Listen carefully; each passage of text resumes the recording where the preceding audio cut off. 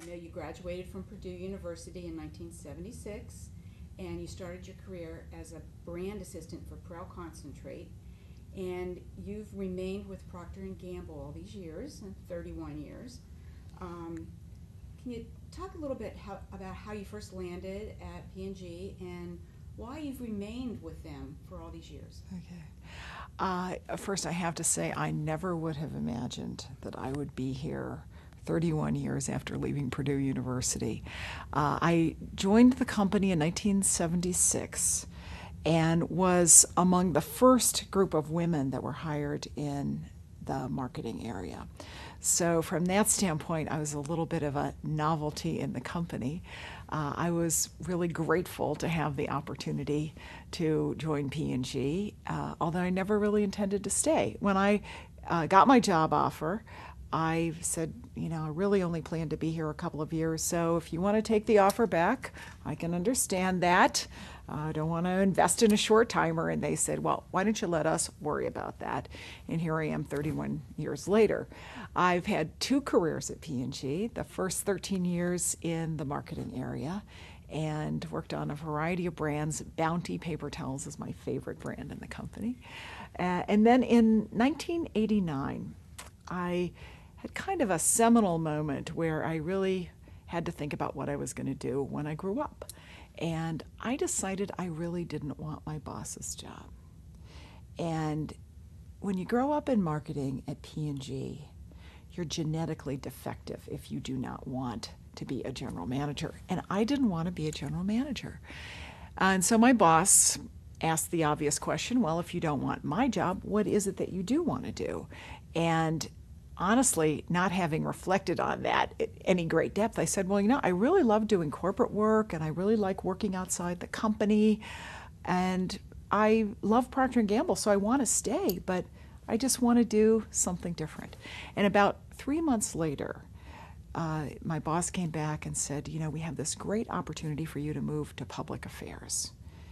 And I thought, public affairs? Have I been derailed, or what is this all about? I mean, I knew that they did the company Christmas card, but beyond that, what is this all about? And then I went to my new boss's office to learn about the new job, and right away he said, now, you need to understand we're the garbage can of the company.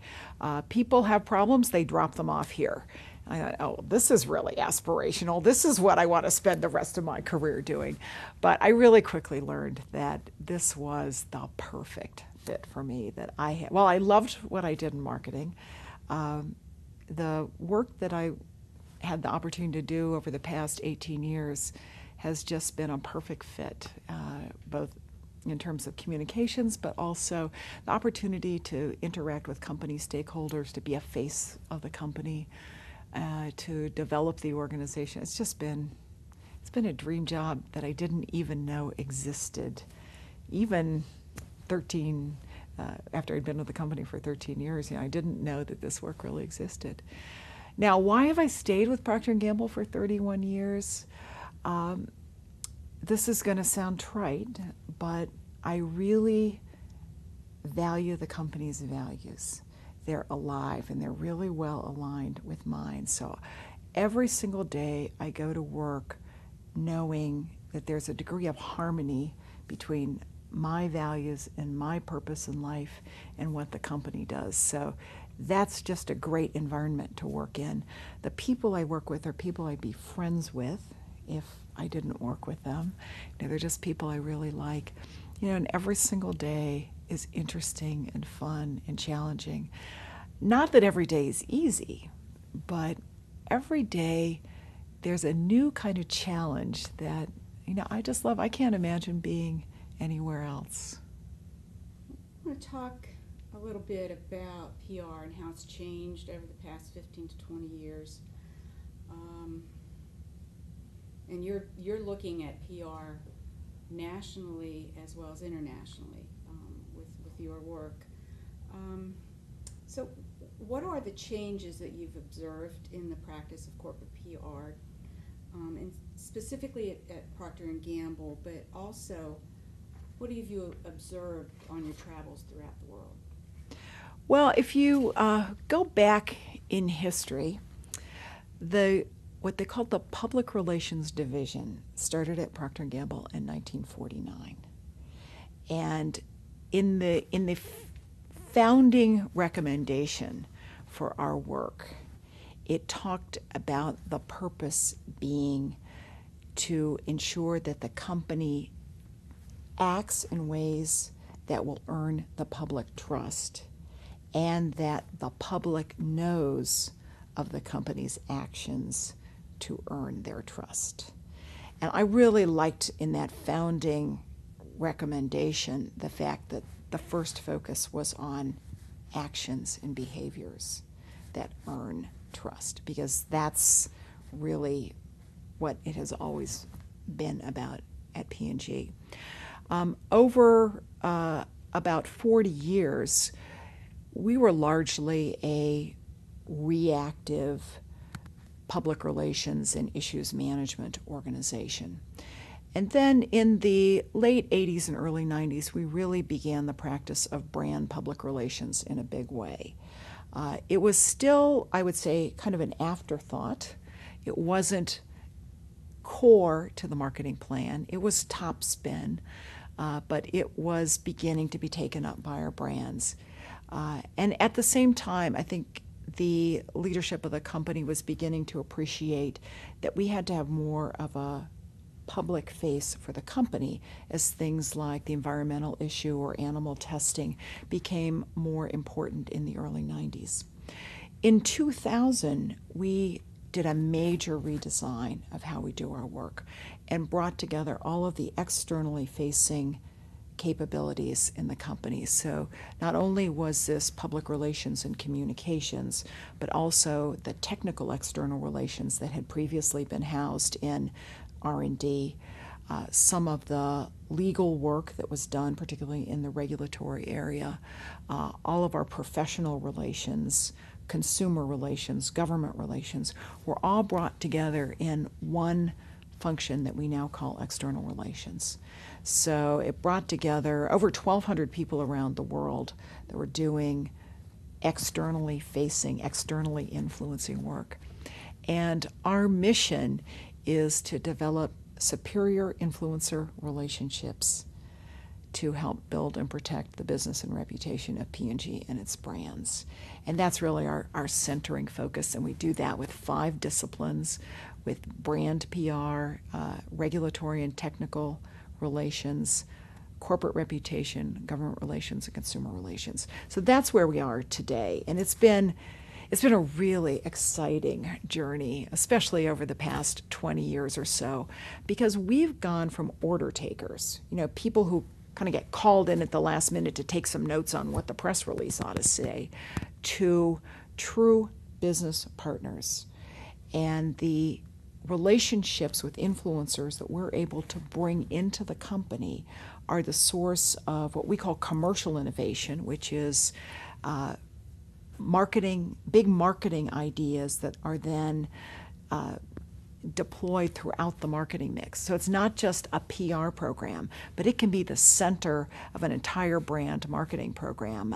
An example might be our Dawn Ducks program. We use Dawn to help clean animals who've been affected by something like an oil spill. Well, that's not just the PR program. It's a customer program, a retail customer program with merchandising in stores, advertising on television and in print and radio. So it's throughout the marketing mix. And that was an external relations idea that we brought in and became the center of a total marketing program.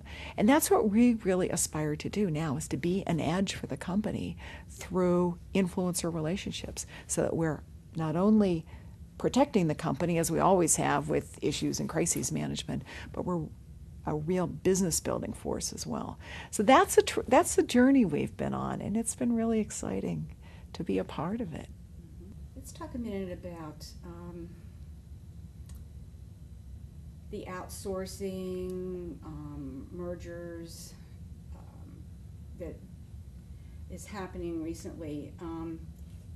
The PR agencies seem to be growing Mm-hmm. in size and number, and corporate PR staffs have decreased, and I'm not exactly sure what has happened here with your staff, but have you experienced this kind of thing, and what do you think is occurring, and you think this is going to continue? Is it good? Is it bad? Well, we've always viewed PR agencies as essential partners for our business, much as we've always viewed advertising agencies as essential partners for our business. And we couldn't do our work without PR agency partners. And I think our reliance on our PR agency partners is going to grow substantially. And the key reason is there's an exploding demand for the work that we do among our brands and our corporate work as well. And we can't add enough experienced people fast enough to meet that demand. So we're going to have to rely on our agencies to provide the extra resources that we need to serve our brands and the company. So I think that's a really healthy thing.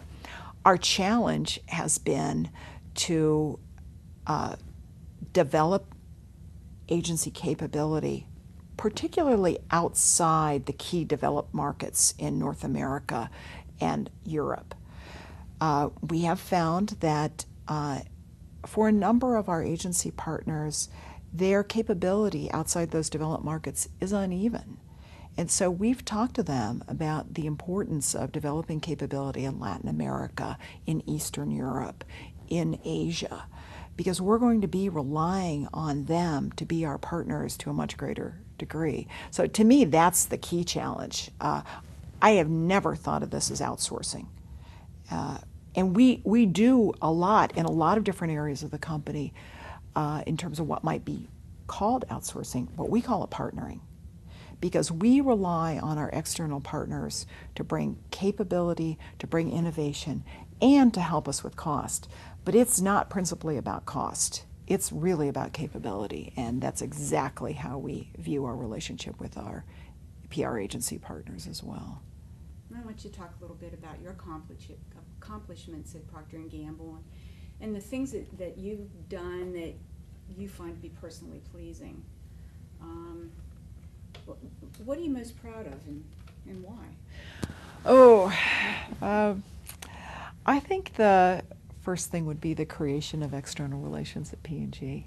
It really changed the game in terms of the business value that we could bring to the company by bringing together all these externally facing efforts, so that there's a lot greater scale and coordination and business impact when we join our efforts.